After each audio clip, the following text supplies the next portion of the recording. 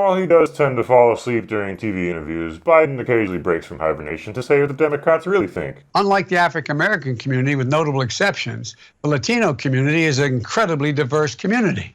I am very willing to let the American public judge my physical and mental my physical as well as my mental fitness, and to make a judgment about who I am and what state of affairs I have. Have you taken a cognitive test? No, I haven't taken a test. Why the hell would I take a test? Come on, man. That's like saying before you got in this program, if you take a test where you're taking cocaine or not, what do you think, huh? Are you a junkie? What do you say? Don't you wish Korean media didn't do fake interviews? You'd have so much more fun.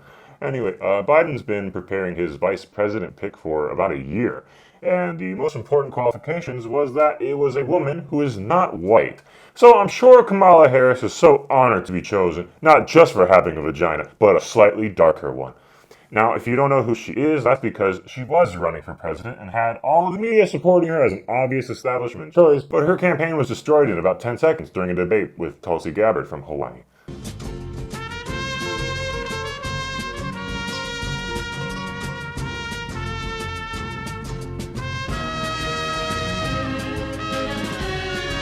Senator Harris says she's proud of her record as a prosecutor and that she'll be a prosecutor president, but I'm deeply concerned about this record. She put over 1,500 people in jail for marijuana violations and then laughed about it when she was asked if she ever smoked marijuana. She blocked evidence that would have freed an innocent man from death row until the courts forced her to do so. She kept people in prison beyond their sentences to use them as cheap labor for the state of California. So, a black woman becomes Attorney General of a super progressive state like California and does the most anti-progressive shit that directly hurts other black people. Who was she fucking to not get fired? Oh, she was fucking the San Francisco mayor. Okay, well, there is one other part of her record that Tulsi Gabbard didn't mention. Harris also threatened parents with jail time if their kids skip school and laughed about it. So I decided I was going to start prosecuting parents for truancy. Well, this was a little controversial in San Francisco. I sent a letter out on my letterhead to every parent in the school district. A friend of mine actually called me and he said, Kamala, my wife got the letter. She freaked out. She brought all the kids into the living room, held up the letter, said, if you don't go to school, Kamala's going to put you and me in jail. Yes, we achieved intended effect. Now, if any of you have been using Wikipedia for information, now is probably a good time to stop, since they're actively removing all negative facts from her prosecutorial record off her Wikipedia page. And you certainly won't find info about her father. Well, who was her father? Well, just a Jamaican guy who only admitted that his great-grandpa owned a slave plantation. Well, it was only 128 slaves. Those numbers aren't big enough for Wikipedia, I guess. Wait, does she owe reparations now?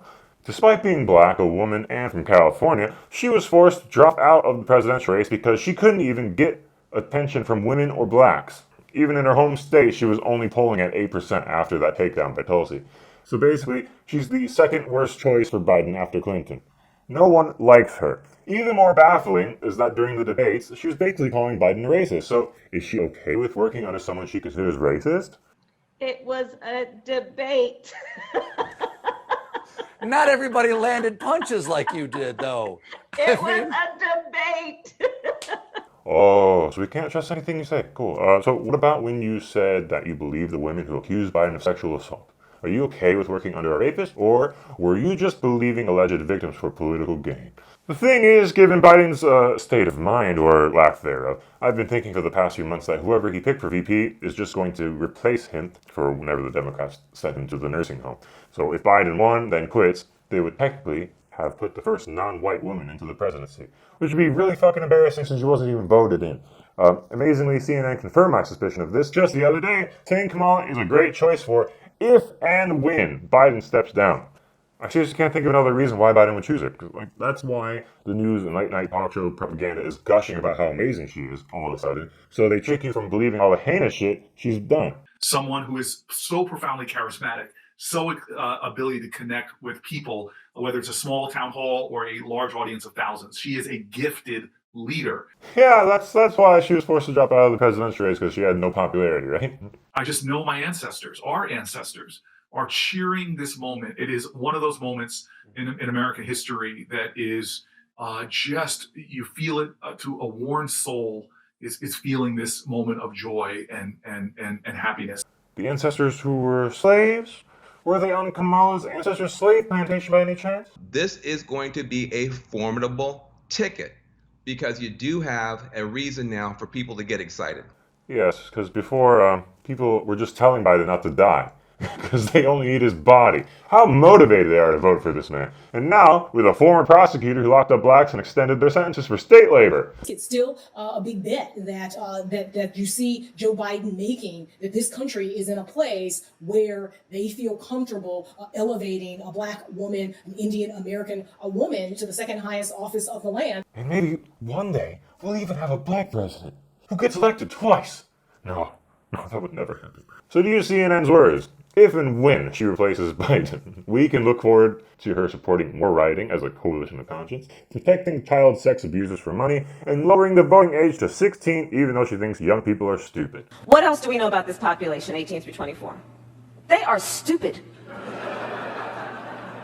That is why we put them in dormitories, and they have a resident assistant. They make really bad decisions. Well, they overwhelmingly vote for your party, so I might agree. It's only fitting, though, that at their first event together, the power went out. I can't think of anything more symbolic.